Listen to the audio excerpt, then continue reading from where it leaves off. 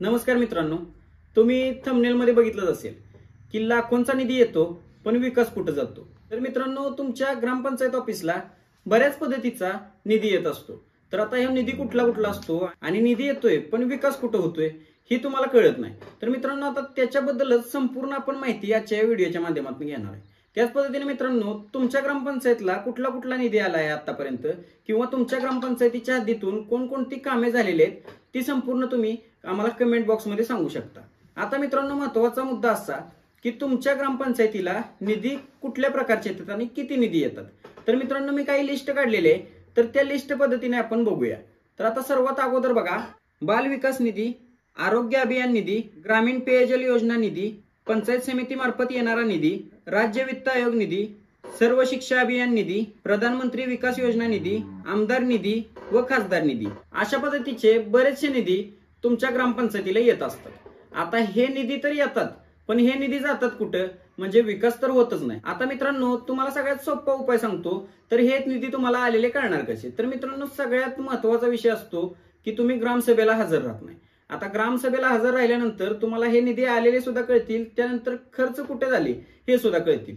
आता मित्रांनो, सर्वात महत्त्वाचा विषय तुम्ही असा करायचा आहे की तुम्ही सर्वात अगोदर तुमच्या ग्रामसभेला हजर राहायचंय।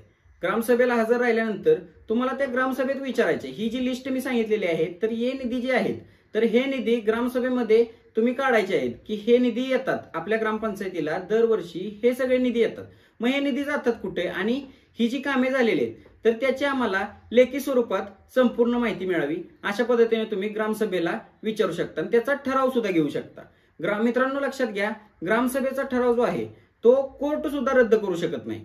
ग्रामसभेच्या ठरावामध्ये इतकी ताकद असते, तर तुम्ही या ताकदीचा उपयोग केला पाहिजे। तुम्ही सामान्य जनता जरी असाल तरी सुद्धा तुमची ताकद काय आहे ती ग्रामपंचायतीला किंवा ग्रामविकास अधिकाऱ्याला तुम्ही दाखवली पाहिजे। आता मित्रांनो, ही झाली प्रोसेस ग्रामसभेतून तुम्हाला माहिती घ्यायची। आता मित्रांनो, तुम्हाला जर का ग्रामसभेतून ही संपूर्ण माहिती मिळाली नाही तर तुम्ही लेखी अर्ज सुद्धा करू शकता।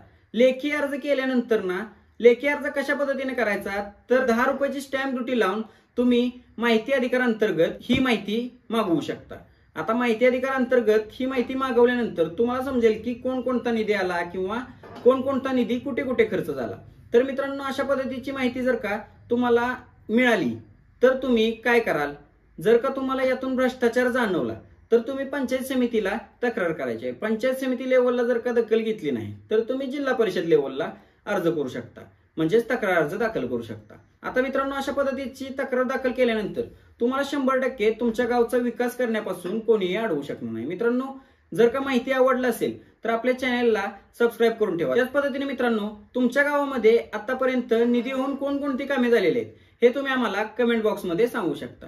चला मित्रांनो, भेटूया अशाच एका नवीन व्हिडिओमध्ये। तोपर्यंत जय हिंद, जय महाराष्ट्र।